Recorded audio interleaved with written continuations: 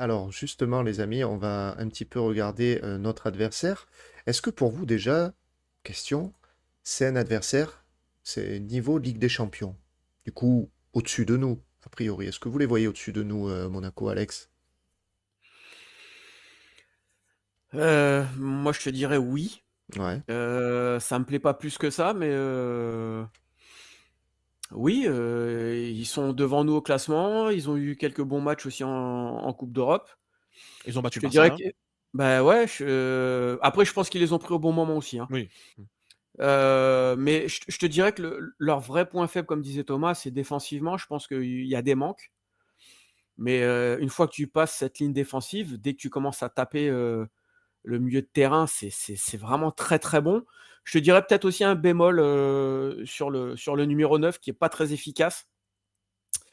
Alors c'est très physique, mais ça peut louper des buts Ah, déjà tout faits. Balogun revient, hein. Ouais, Balogun revient, ouais, donc il faudra se méfier aussi. Moi, tu vois, si je dois un petit peu essayer d'imaginer l'équipe de Monaco pour le match de dimanche, ils ont dû faire tourner quand même un petit. Enfin, ils ont fait des changements très rapidement. Vers la 60e, ils ont notamment fait sortir Ben Seguir. Mbolo, je crois qu'il est resté tout le match, il me semble. Non, Ouais, il est il me sorti. semble bien, ouais. Non, non, À la non, il fin est peut-être, sorti. non? Il est sorti. C'est Balogun qui est rentré après l'expulsion. Voilà, c'est ça. OK. Mais je pense que Monaco, s'ils veulent nous mettre en difficulté, ils sont totalement capables de nous envoyer un Balogun Hmm. qui va prendre dans la profondeur sans arrêt. Et ça, on sait que ça nous fait mal. Un Bolo, effectivement, c'est un vrai point d'appui qui peut aussi être dangereux. Mais je pense qu'à ce niveau-là, on a de quoi répondre. Par contre, un attaquant rapide, vraiment, qui prend la profondeur et qui donc libère de l'espace pour leurs deux joyaux qui sont à Kliouche et Ben Seguir, là, ça peut nous mettre plus en difficulté. Donc, c'est pour ça qu'il va falloir une vraie organisation tactique. Et je te rends la parole. C'était d'eux que tu voulais parler, du coup, de Akliouche et Non, Ben non, Seguir. enfin, il y a. Alors, Ben Seguir, je le mets un peu de côté. Pour moi, Ben Seguir, il fait un peu. Enfin, il est très bon. Mais moi, vraiment, les deux joueurs vraiment qu'il faut surveiller comme les sur le feu, Mathieusz c'est Golovin? Akliouche et Golovin. Ouais. C'est-à-dire que Après, si vas-y. Golovin t'arrive. Déjà, si Golovin t'arrive à ne serait-ce que limiter un peu son influence sur le terrain, Hmm. parce que c'est lui vraiment le lien entre leur milieu défensif et l'attaque. Zakaria est un très très bon joueur. Mais Zakaria, par exemple, c'est un vrai milieu très très très fort. D'ailleurs, on était sur lui il y a 2 ans, hein, je rappelle. On avait failli le faire. C'est très très très fort, Zakaria. Mais vraiment, pour moi, leur meilleur joueur, et dont on parle finalement très très peu, parce que c'est vrai qu'on met en avant beaucoup leurs jeunes. Moi, pour moi, leur meilleur joueur, c'est Golovin. Franchement, hein. Golovin, Bah là, contre Benfica, et c'est exceptionnel ce c'est qu'il a un fait, hein, sur put- le premier non, but. mais c'est un putain de joueur, Golovin, hein. Donc lui, il va falloir vraiment essayer de l'arrêter. Et c'est pas simple, hein, parce qu'il se balade de partout. Il a le coup d'œil que peu de joueurs ont. Hmm. Si tu arrives à lui mettre un mec sur lui quasiment tout le temps, style comme ça, un Valentin Rongier par exemple, qui peut totalement se le prendre au marquage individuel, imaginons, tu vois, ça peut peut-être nous permettre de, en tout cas, un peu le diminuer son influence. Et là, à ce moment-là, le match peut tourner. Moi, Ben Seguir, quand même, il y a une stat, quand même, que je suis allé regarder. Leurs 2 défaites à championnat, à Nice, à domicile et contre Angers, il n'était pas titulaire, hein. Oui. Tout le reste, c'est que des victoires. Et à chaque fois, du coup, il l'a fait rentrer en espérant renverser le match. Ben Seguir. Ben Seguir, il faut pas le sous-estimer non plus, quand Ah même, non, hein. je suis pas du tout. C'est quand même peut-être le plus influent dans le côté décisif de l'attaque monégasque, je trouve, Ben Seguir. Sur ce début de saison, en tout Ouais, cas. mais c'est pas peut-être. Moi, tu vois, si je devais choisir entre Akliouche et Ben Seguir, je prends tous les jours Akliouche. Oui, oui, oui, non, non, ça, effectivement. Akliouche, mon Dieu. Oh, Ouais, c'est quel joueur, celui-là aussi. Ah, c'est quand Ouais, même. la formation à Monaco, enfin, c'est quelque chose, hein. ouais, C'est c'est ouais. c'est quelque chose, c'est clair. Non, non, mais c'est lui le plus gros talent de l'équipe, hein, pour moi, clairement. Après, voilà, le match, il va énormément se jouer sur ça, sur la capacité à bloquer ces 2, 3 joueurs que vous avez cités. Est-ce que Monaco est une équipe niveau Ligue des Champions? Moi, je pense que oui, effectivement. C'est peut-être l'équipe la plus compliquée que tu vas jouer depuis le début de la saison, en tout cas pour moi. Parce que non seulement il y a de la cohérence, il y a de la, il y a de la qualité dans cette équipe, mais ils sont aussi, alors, Là, effectivement, ils viennent de perdre contre Benfica, mais j'allais dire, ils sont quand même sur un état de forme ils sont sur une belle dynamique depuis le début de la saison, globalement. À part un ou deux accroches, quand ils ont enchaîné deux défaites à Nice et à domicile contre Angers, mais sinon, à part ça, ça a été quand même presque du 100% Monaco depuis le début. Donc, ils ont des certitudes, en fait, quand ils viennent chez toi. Et moi, c'est ça qui m'intéresse, c'est de bousculer un petit peu leurs certitudes, de bousculer ces monégasques, et surtout que nos joueurs soient sûrs d'eux au Vélodrome, qu'ils n'arrivent pas en se disant on craint Monaco. Non, c'est Eh ben, Monaco qui doit te craindre en arrivant au Vélodrome. je pense pas qu'il y ait ce complexe d'infériorité qu'on peut avoir contre Paris. Tu crois? Je pense pas. Je J'espère, pense hein, pas. j'espère en tout cas. Je pense pas parce que, en fait, Paris, je pense qu'il y a vraiment le côté rivalité, le côté machin, le côté médiatique qui fait peut-être que ça écrase les joueurs par rapport à ça. Je pense pas que il peut avoir aussi avec Lyon peut-être ce côté-là un peu, même si Lyon ces derniers temps finalement on a réussi à les Mm. battre. Monaco, alors c'est une équipe qui nous bat, hein, qui peut nous battre évidemment, hein, surtout chez eux d'ailleurs.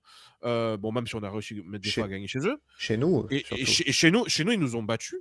Mais pour parler du côté juste mental, je suis pas persuadé véritablement qu'on ait un complexe d'infériorité face à eux.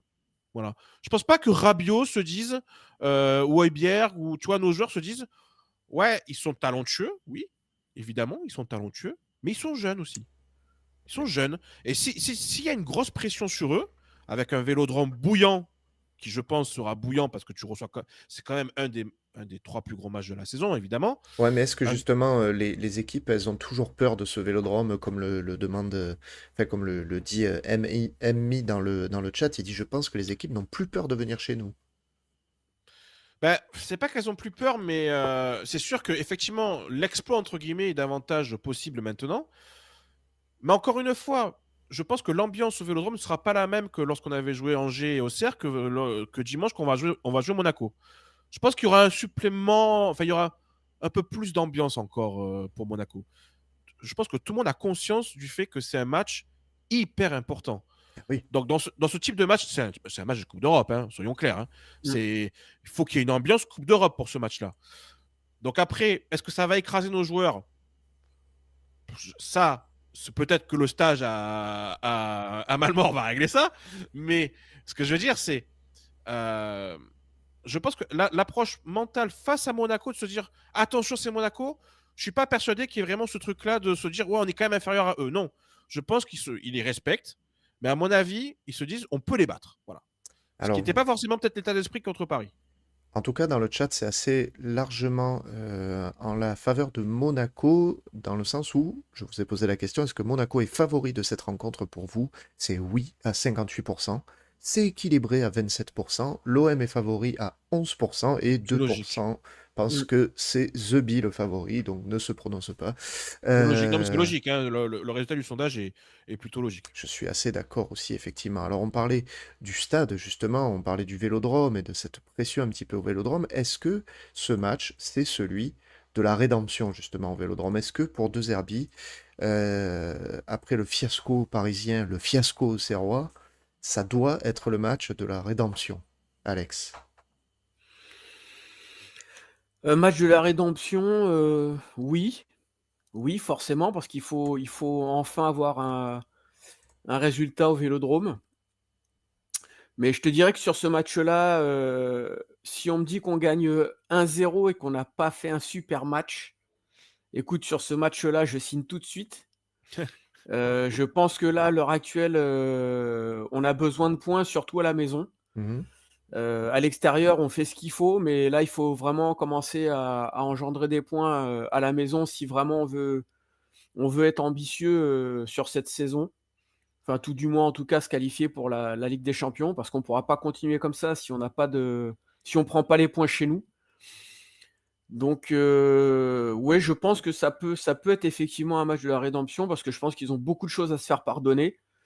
Entre le caca culotte contre Paris, le non-match contre Auxerre, ça fait trop chez nous, ça fait trop. C'est pas possible. Donc moi, ouais, j'espère on va retrouver de l'allant, qu'on va retrouver un peu des guerriers surtout, déjà, avant de parler de quoi que ce soit. Des mecs qui ont envie de mordre les adversaires, ça serait déjà très bien. Parce que c'est vrai que malgré tout, je reste un petit peu sur ma faim. Parce que c'est vrai qu'on peut parler de Rabiot, d'Højbjerg et tout ça, mais moi je suis un petit peu déçu de ces joueurs-là, dans leur apport justement, dans la difficulté. Moi je m'attendais à avoir un peu plus de patron, si tu veux, sur le terrain, quand ça va mal. Mmh. Donc j'espère que ça sera le cas si jamais on a besoin, de remobiliser les troupes. Et ouais, enfin j'espère vraiment une victoire, mais tu sais un truc où tu sens que les joueurs ils ont vraiment mouillé le maillot, quoi. Ouais, Parce que ça nous c'est manque ça trop qui ça nous au manque. stade. Peut-être Ça nous manque trop. plus de grinta et un peu moins de jeu, du coup. Ouais, C'est ouais, vrai. ouais, je pense qu'à un moment donné, il faut savoir, montrer les crocs, faire ce qu'il faut, faire je t'ai dit, hein, un vieux 1-0, mais où tu sais que les mecs, ils se sont arrachés pendant 90 minutes. Ouais. Je pense que tout le monde sera C'est content, souvent plus surtout contre satisfaisant, Monaco. ouais, limite. Bien sûr, bien sûr. Mais ouais, il faut prendre des points à la maison, quoi qu'il arrive. Il faut prendre des points à la maison. On a 2 entraîneurs dans tous les cas qui sont un petit peu mécontents, on va dire, hein, des Zerbi par rapport aux prestations à domicile. On a Hutter, qui est l'entraîneur de Monaco, qui a pesté un petit peu contre son équipe suite à la défaite là, contre Benfica et qui veut qu'ils se reprennent. Donc voilà. Hutter qui est aussi remonté et qui attend quelque chose, je pense, de son équipe. Joli prénom d'ailleurs, hein, dur à porter, mais Alors, on le surnomme Hadji, hein, justement, pour éviter de donner son vrai prénom. Non, mais c'est vrai en plus, hein. je sais. C'est vrai il se fait appeler Hadji pour pas qu'on l'appelle par son Ad- vrai prénom. Adolphe, oui, on peut le dire. Adolphe, voilà. Ouais. Ah oui, c'est vrai. Mais je pense 2 secondes aux parents quand même, hein. Ils se sont dit, le gamin s'appelle Hutter, on va l'appeler Adolphe. Sans déconner. C'est une excellente idée. C'est un coup de génie, ça. Page histoire donc qui se referme pour cette tribune OM. Thomas, est-ce que tu voulais compléter ce qu'a dit Alex sur la partie? Est-ce que c'est le match de la Non, mais rédemption? au-delà effectivement de l'Olympique de Marseille, tout ça, Roberto De Zerbi, oui. Là, en fait, je l'attends beaucoup sur ce match parce que, comment dire, il est arrivé quand même avec une hype, on le sait tous, très importante à l'OM. Tout le monde a dit, et même ceux qui ne le connaissent pas, que c'était le coup de l'année, tellement ce gars a été voulu par tous les grands clubs. Bon, là, il est temps quand même, là, je crois, il est temps, là, sur ce match-là, de montrer que tu peux faire un match tactiquement meilleur que l'entraîneur adverse. Je pense que par exemple contre Luis Enrique, contre Paris, il s'est fait manger, hein, voilà, hein. Il a pas su répondre aux problématiques, notamment une des problématiques qu'avait posé Luis Enrique, c'était de dézoner Dembélé et de le mettre en numéro 10. Il a jamais su comment s'y prendre avec ça, alors que c'est pas non plus un truc de fou, tu vois. Mais il a jamais réussi à s'adapter à ça. Pélissier lui a fait la totale en le prenant en contre, mais alors, c'est un truc de fou. Donc c'est vrai qu'il faut qu'il arrive à sortir de ce truc-là, voilà. Il y a des éléments de réponse, mais le problème, ce sont les matchs à l'extérieur. La Mm. seule victoire à domicile que l'on a, c'est contre Nice, hein, si je dis pas de bêtises. Ouais. Dans un match où, bon, il avait pas non plus, comme on dit, out coaché Francaise, hein. C'était un match même un peu à l'arrache. Donc, j'ai besoin là d'avoir un Roberto De Zerbi qui va nous proposer quelque chose tactiquement très solide, au-delà de l'intention des joueurs, etc., hein. Tactiquement très solide, être en capacité de répondre à des problématiques pendant le match et non pas attendre qu'on se prenne un but pour justement réagir. Si tu vois qu'à la demi-heure de jeu, le 3-5-2 il marche pas, je veux que tu aies mis un 11 au départ qui sont en capacité de pouvoir De bouger bouger, et, ouais. repasser en 4-3-3 par exemple. Ouais, ouais. Tu vois. Donc il faut qu'il pense à plusieurs scénarios possibles. Il se remet en question quand même au fur et à mesure un peu par rapport justement à son schéma tactique, donc ça c'est bien. Je pense que c'est quelqu'un qui fait une autocritique, peut-être même un peu trop de lui. Mais j'aimerais, là, en voir un peu les fruits sur le terrain. Donc, le fameux De Zerbi Ball, c'est vrai que c'est peut-être pas le bon match là pour le voir contre Monaco, parce que ça va être un match, et effectivement, peut-être que ce match peut basculer dans un truc un peu, une guerre totale, et à la 75e, il y aura toujours 0-0, et on se dit, putain, il faut qu'on a absolument à l'arrache cette victoire, et qu'on va y aller un peu à l'arrache, et peut-être qu'on va arriver comme ça. Mais je veux que dans les 75 premières minutes, en tout cas, je veux voir du jeu. Encore une fois, sur ce match-là, je vais regarder le résultat, évidemment, mais je veux du contenu, hein. Mm. Parce que si c'est pour me faire des vieux matchs à la maison dégueulasses où on gagne 1-0 à l'arrache, dans ce cas-là, il ne fallait pas faire venir De Zerbi, hein. Tu gardais Jean-Louis Gasset, c'était très bien. Hein. Donc, j'exagère Ouais, un peu, ouais. tu m'as compris. Mais ce que je veux dire, c'est que quand tu fais venir Roberto De Zerbi, tu le fais venir pour les Oui, résultats, pour un projet mais, de mais, jeu. mais pour une identité. Ouais. Et cette identité, pour le moment, on ne l'a pas encore eue.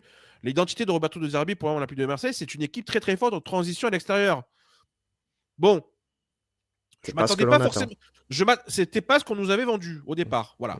Mais après, ça prend du temps. Hein. Se mettre une identité de jeu en place, ça prend du temps. Voilà. Mais en tout cas, là, le match contre Monaco, tu vois, limite, le match contre Auxerre peut servir pour ce match contre Monaco parce que le match contre Auxerre, ça a été la conséquence de la désillusion contre Paris. Tu vois, la désillusion contre Paris, tu l'as payé contre Auxerre parce que les mecs étaient encore traumatisés de Paris. Bon, tu t'es fait double fois avoir, hein, Pour rester poli. pour rester poli. Là, c'est le match de la rédemption, véritablement. Donc c'est bien qu'il tombe à ce moment-là. Donc j'attends véritablement de Roberto De Zerbi quelque chose. Et surtout aussi un truc dont on n'a pas parlé. Monaco a fini son match quand même contre Benfica très fatigué, hein, Ouais. malgré tout. Hein. Certains ont fini sur les rotules. Donc il va falloir que dans l'intensité dès le départ, il va falloir qu'on en fasse mal parce que il faut que dans la première demi-heure, on les tape véritablement.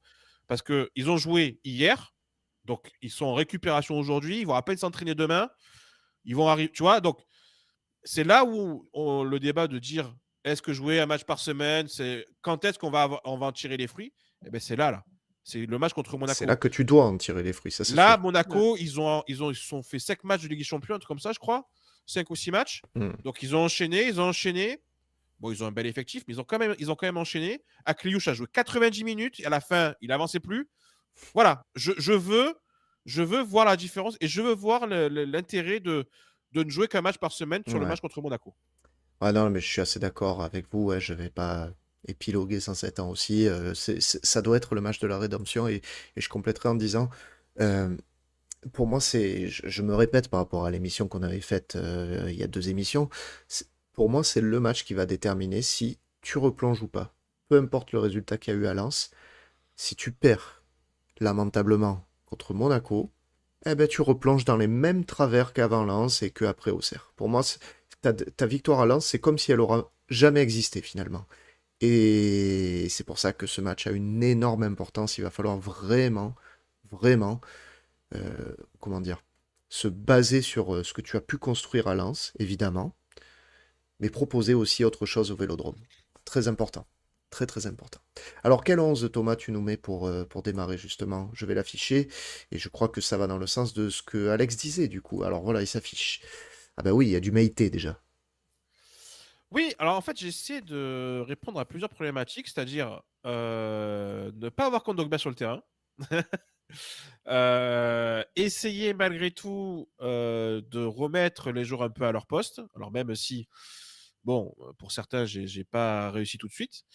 Mais, et puis aussi, c'est de me dire, ouais, je vais essayer quand même de garder le 3-5-2. Et surtout aussi, replacer Balerdi, qui est pour moi l'élément le plus important de notre défense, le replacer là où il doit être, c'est-à-dire Axe gauche. axe gauche. Donc, je suis parti sur ce 3-5-2 avec évidemment Roulis dans les cages. Balerdi, donc axe gauche de ma défense à 3. Alors, je mets Bamo Meïté. Évidemment, on va me dire comment tu peux mettre Bamo Meïté? Il n'a pas joué une minute de la saison. Tu l'envoies pour le match contre Monaco. Oui, mais en fait, il n'y a pas d'autre solution aujourd'hui. Ou sinon, c'est Kondogbia. Ben, moi, j'ai fait mon choix. Ouais, Kondogbia, tu lui mets un bolo devant, il se fait Non, brûler. mais tu mets Kondogbia, tu lui mets Balogun, Akliouche, Balogun, encore pire. il fait un AVC, quoi. Donc, Ah ouais. on est mal. Hein. Donc, non, mais c'est pour ça que non, mais, très clairement, je te le dis, là, il faut des mecs qui soient toniques et surtout qui rentrent un peu dans l'art. Meïté, il est en capacité de le faire. Après, je mets Murillo. Bon, Ouais, mais ça, c'est c'est pour aussi- pouvoir mettre Enrique à droite aussi, du coup. c'est un peu par défaut aussi, parce que j'ai pas non plus 50 solutions.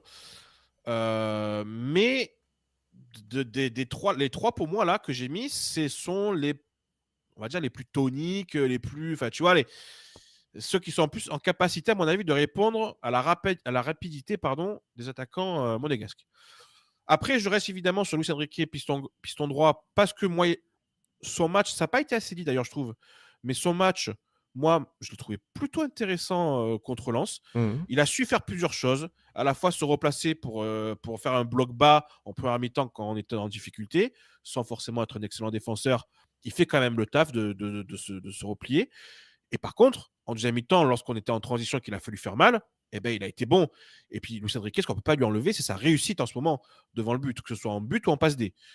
Donc, cette saison, il faut quand même s'appuyer sur ça. Je remets Quentin Merla à gauche parce que je suis désolé, moi, Luis Garcia, d'accord, c'est très bien. Mais Luis Garcia, moi, j'ai peur qu'il coule. Voilà. Donc, honnêtement, Quentin Merlin, je sais qu'il y a eu peut-être 2-3 trucs qui se sont passés apparemment, que Roberto De Zerbi n'est pas très, très content, notamment de Ah bon? 2-3 trucs qui se sont passés un peu en dehors. Voilà, bon, je ne vais pas rentrer dans des débats comme ça. Ça y est, il a Mais baptisé le Mistral? non, mais bon, voilà, peut-être qu'il y a eu une remise au point qui a été faite avec lui. Peut-être aussi que le fait de ne pas jouer Lens a été aussi une sanction. Voilà, je peux vous le dire. Voilà, une sanction de la part de Roberto De Zerbi. Bon, ok, très bien. Maintenant, il faut qu'il joue quand même. Hein. Voilà, hein. Moi, il ne faut pas déconner. Quant à Merlin, en plus, pour moi, c'est un piston. Donc voilà. Le milieu à 3, bon, bah écoute, je remets pour toi, évidemment, Valentin. Non, mais après, en dehors de Oh ça, non! en, en dehors de ça, en dehors de Valentin, c'est vrai que de toute manière, sur ce match-là, j'ai besoin d'avoir un milieu qui soit un peu plus solide défensivement. J'ai hésité à mettre Amin Harit s'il revient de blessure, parce qu'Amin Harit, malgré tout, Amin Harit, malgré tout, non mais c'est insupportable, hein, je vous le dis. Amin Harit, le problème, regardez-moi cette tête de poivreau. Amin Je peux Harit, pas faire de gestes obscènes en live, donc j'éviterai, mais voilà. Non, mais Amin Harit, le problème, c'est que je pense qu'il est encore un peu fragile et enfin, il revient de sa blessure. Et donc, voilà. Mais pour moi, Harit amène un peu plus de créativité et il va falloir quand même qu'on en ait un peu, malgré tout, tu vois. Après, l'avantage d'avoir Rabiot et Aubière, ça te permet, Rongier et Aubière, ça te permet d'avoir un Rabiot vraiment beaucoup plus offensif et j'aime bien l'idée. Voilà. Et devant, Greenwood, oui, évidemment. J'ai mis Mopé, même si je continue à penser que il faut concerner l'Iwaï dans cette histoire. Mais là, c'est Monaco. Il faut mettre les mecs les plus en forme. Donc, je mets Neil Maupay. Qu'est-ce qu'il nous a mis encore comme. Oh, mon Dieu. Attention, il va s'envoler, Julien. Si vous voyez quelque chose dans le ciel, dimanche soir, c'est Julien. je décolle. Je décolle. Donc voilà mon 11. Je pense que il répond à plusieurs problématiques. J'ai juste un peu peur qu'offensivement, ça manque un peu d'impact, mais bon, allez, je pars sur ça. Alex, est-ce que ce 11 il te convient? Est-ce que tu partirais sur la même chose, toi? L'attaque, ça, tu mettrais Mopé, toi aussi? Oui, oui, oui, moi je reste à l'identique de Thomas. Après, c'est juste, ouais, bon, après, là, on a une petite différence, c'est sur les 3 de derrière. Mais parce que c'est vrai que, bon, comme je te l'ai dit, moi, si c'est que moi, Meïté, il joue tous les jours. Mmh. Ouais. Après, t'as juste une petite inversion avec Holberg et Rongier. Parce que je crois que contre Lens, c'était plutôt l'inverse. C'était plutôt Alors, Holberg qui était en point de basse. première mi-temps, quand on revoit le match en première mi-temps, effectivement, Højbjerg est plus en point de basse. Par contre, deuxième mi-temps, Rongier a Ouais, vraiment rebasculé en ça a sentinelle. rebasculé, ouais. Et je Ouais, pense, ouais. que De Zerbi va s'appuyer sur la deuxième mi-temps et donc vraiment utiliser Rongier comme point de basse. Et surtout, à mon avis, Rongier, il va l'utiliser comme un mec qui va prendre un des 3 là, fou furieux là devant en Ouais. marquage individuel. Tu vois, à mon Mmh. avis, il peut tenter un truc comme ça. Non, non, sinon la compo me plaît, ouais, y a pas de souci. Ok, très bien. Bah écoute, on va partir sur cette compo. Enfin, on espère en tout cas que Roberto va Faut partir l'envoyer sur à De cette compo. On Zerbi. va lui envoyer par fax. Voilà. Voilà, c'est un pigeon Par fax. voyageur. Là, ça va partir à Malemort. Eh oui, parce que je sais pas s'il y a la fibre là-bas, du coup. Désolé s'il y avait des habitants de Malemort. Euh, On va passer au pronostic pour terminer notre avant-match. Et Thomas, tu nous as concocté 2 nouveaux pronos, un sérieux et un fun. Alors, le prono sérieux, je les découvre en même temps, hein. Nul ou Monaco, et les 2 équipes marquent Ah ouais, ah non, mais moi je peux pas parier ça là, c'est pas possible. Alors, encore une fois, je vais pas parier l'OM quand je pense que on va pas gagner. Si en temps volant, Julien, tu vois la tonnelle, tiens-nous informés. Merci pour la tonnelle. Vous êtes des tueurs. Non, après, là, je fais vraiment des paris. J'enlève le côté supporter, évidemment, parce que sinon, je vous mettrai tout le temps la victoire de l'OM. Là, si vraiment on veut être quand même pragmatique par rapport à ce match-là, on est, nous, le 16e bilan à domicile, Hmm. je crois. Ouais, Monaco, 3e bilan à l'extérieur. Mm. ça fait Euh, mal. Il y a Monaco encaisse des buts, Monaco marque des buts, nous pareil. Donc déjà, les deux équipes marquent pour moi, c'est quasiment sûr, mais c'était qu'à 1,40 Hmm. de souvenir. Donc je voulais l'associer à quelque chose.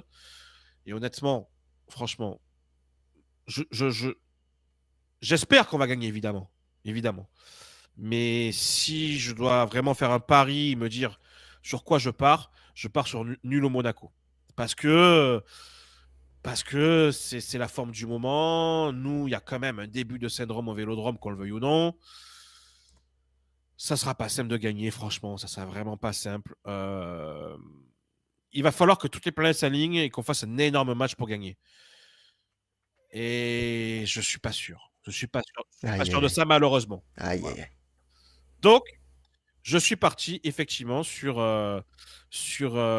nul au Monaco. Après, si je devais partir sur quelque chose de sec, ça serait match nul. Parce que je pense qu'on peut faire match nul. Et du coup, c'est en lien avec mon pari fun. Je vois un joli 2-2, Hmm. coté à 9,30, que je trouve très sexy. Je vois des buts. Voilà. Je vois des buts. Je vois un match un peu foufou, comme je disais tout à l'heure. Et franchement, un 2-2 avec du contenu, je suis pas loin de le signer. Voilà. Parce qu'il y a quand même aussi quelque chose par rapport au classement dont on n'a pas parlé. Monaco est à 3 points. C'est quand même un match, si tu le perds, celui-là, tu te retrouves à 6 points de Monaco, Ah, tu es largué. tu es largué. Voilà. Donc, moi, le match nul, si on nous dit qu'il y a un match nul avec un bon contenu, quelque chose de bien, on a montré les choses, Hmm. allez, je te le Allez. signe. Et puis, les 2 derniers matchs, par contre, je veux des victoires.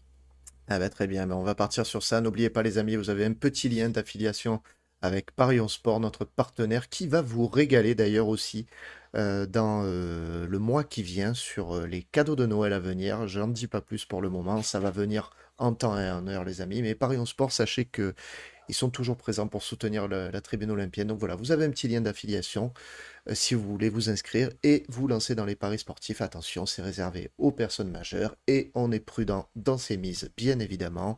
On le rappelle, on ne met pas le livret A de Mémé sur un penalty pour l'OM, étant donné que c'est Turpin l'arbitre. Donc voilà. Oui, c'est vrai qu'on n'a pas parlé de Turpin, mais c'est Ouais. vrai que bon, hein, voilà. Voilà, Et on va l'autre à éviter. la VAR aussi, ça, Ah ben c'est pas mal. c'est Poignard, hein, c'est Ouais. Poignard qui avait déjà été à la VAR pour ou sur le terrain, je Oui. sais plus. Bref, pour le OM Non, non. Monaco, le tacle, l'attentat sur Kolasinac, c'était lui. Ouais. Un Voilà. beau passif, quoi, un beau Ouais, CD. ouais, ouais, non, mais je t'ai dit, hein, on va les avoir, hein, tous l'un après l'autre. Voilà. Donc c'est bien, c'est bien.